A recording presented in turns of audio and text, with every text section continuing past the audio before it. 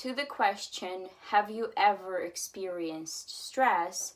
Probably most of the people on this earth are going to answer yes. However, most of us don't really know what stress is, what are its main functions in our organism, because our organism is a pretty interesting system, a geniusly made machine, and nothing really is pointless in our bodies. So what is stress? Stress is a biological response of our organism to an environmental condition, or so it is called, a stressor. All of these environmental, physical, and emotional events can produce stress response in different degrees. Emotional stress has a very strong adaptive value.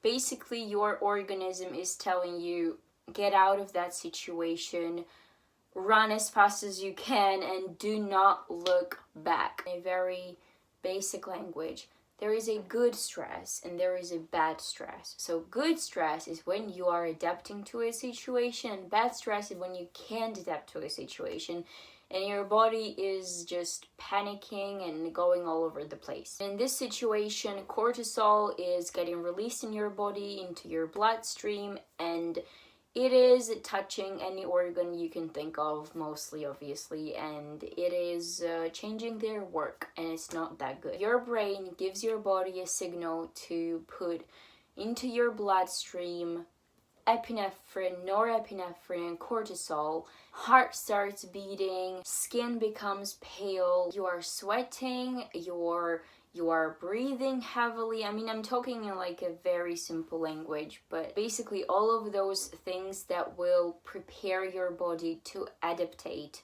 to a stressful situation. One of the functions of our bodies is to adapt to different, constantly changing environmental conditions, and that's what stress does. So what can you do to deal with stress? What are the main hacks to trick your body, calm yourself down? It has been proved in medicine that a muscle work can increase the resistance of animals and humans to emotional stress. Whether it's riding a bike or swimming or running, whatever that is, and we all know it, we've all experienced it. If you feel down or you are not in your greatest mood, you go out, you breathe the air, you feel how you are a part of this world, of this earth, and you unite with nature, just walking in the park, and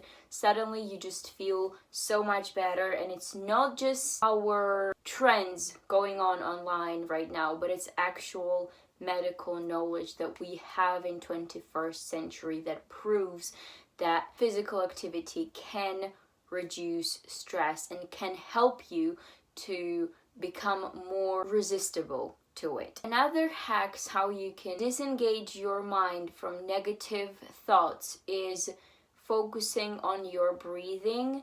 I will not be tired of talking about meditations. They have helped me so much, and I can stand by it that they will help you if you try and focus on them. Maybe you could listen to your favorite music or do stuff like that, but usually when you are in a stressful situation, you don't really have a lot of time to go and watch a film or something. Maybe it's like a pre-exam season, so I would give you an advice to control your breathing. Find online how you can do it. There's millions of different ways, and I can promise and guarantee that it does help, because sometimes our social problems really disengage us from our body, and what breathing really does is helps you to really get back into your body and show yourself that your organism is doing so much to keep you alive, and you need to be thankful for it, and you should not try to destroy it in different situations. We all know it. It's a very known fact that in stressful situation, our organism shuts down non-vital organs. Not completely shutting them down, obviously, but it does decrease their workability so sometimes, so that other vital organs such as brain and heart can get more oxygen, nutritions to work much better. Obviously, it doesn't happen all the time, but sometimes when stress is prolonged, it does create some problems in different organ systems. However, there is such a thing in medicine that is called stress immunity. What it means is that some researchers have shown that when animals were giving short-term, low, weak stresses throughout the time, their resistance to stress has grown. Another hack that I have, and I really think it helps, is create yourself a talisman, lucky charm, or something like that. Something that will remind you of good times when you were happy, when you were loved, when you loved. That really helps me. I have a bracelet that I put on. Even in a very stressful situation, I can look at it and see that this situation is not the end of times. It's not the end of my life. There are good times. It's almost like a Patronus spell in Harry Potter when you fight negativity with happy memories that show your brain. You know, our brain is pessimistic sometimes, so you need to show it that there is a light. There are happy moments that you should live for, and this stress does not define you, and it is not the highlight of your life. Essential oils. People have different opinions on essential oils, but it is known that some of essential oils, lavender, they decrease our stress levels. Before medicine has progressed as much as it has today, people were using natural herbs to cure themselves, and I think that there is nothing bad about it, to prevent some diseases. Obviously, if you need medical help, you do need medical help. It's, obvious, but trying to smell essential oils, smell lemons. There's been a lot of researchers that said that smelling lemons gets your heartbeat normalized, your breathing normalized, or it doesn't even have to be an essential oil. Maybe it is your favorite aroma or a smell, something that you remember from a long time ago and reminds you of something happy and nice about your life. Whatever it is, if you can carry like a little bottle with you to smell it, and you know it will calm you down instantly, and we know some essential oils have that function, it would probably help you. If you are in a stressful situation right now, something I do and maybe will help you too is to imagine yourself in a different situation. You can maybe close your eyes and imagine yourself in wherever you want, wherever you might feel better. Mountain in Sweden with different animals running around, something like that. Well, basically anything that will get your mind out of the stressful situation. Obviously, prayers and meditations, affirmations really help. For me, it's always a prayer. It's always maybe reading a Bible verse or watching a video, like a small prayer video, or listening to something like a worship song. It always helps because it helps me understand that I am not the one in control, God is, and whatever is going to happen today, it doesn't matter. He will always make it right.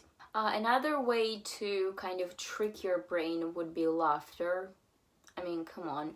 We've all had those situations when laughter actually makes your life so much better, sometimes even if you're not in stress.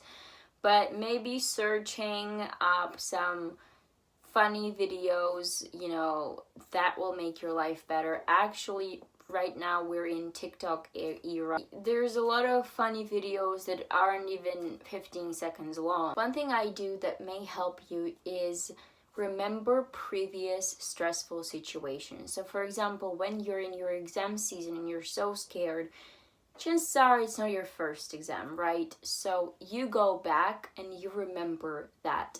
For example, your last exam was 1 year ago, and you remember that exam passed, you survived, and you have had happy memories after that exam, which means that this exam as well will not change anything in your life almost. You will not be blocked from happiness, from love, from positivity, from laughter and stuff like that. In a lot of situations, I think the problem is that we are not really raised well in that sense, because we think that our grades matter so much, when in reality it's not about your grades, it's about the knowledge you get. And if you did your best, and I need to remind you that your best is different every time, and you can't do everything perfectly all the time, you're fine. You know, you can only do as much as you can do. Your maximum and your best is different every day. Another thing that I would recommend doing is to look at the situation from another person's perspective. So for example, imagine that you are your friend, and your friend came to you and said, this and this happened and I'm so stressed. For example, I have an exams, or my job is not going great, or my relationship is breaking up, and what should I do? I'm so stressed. Chances are you would be very polite and delicate with your friend, and you would find a good couple of advices to tell them.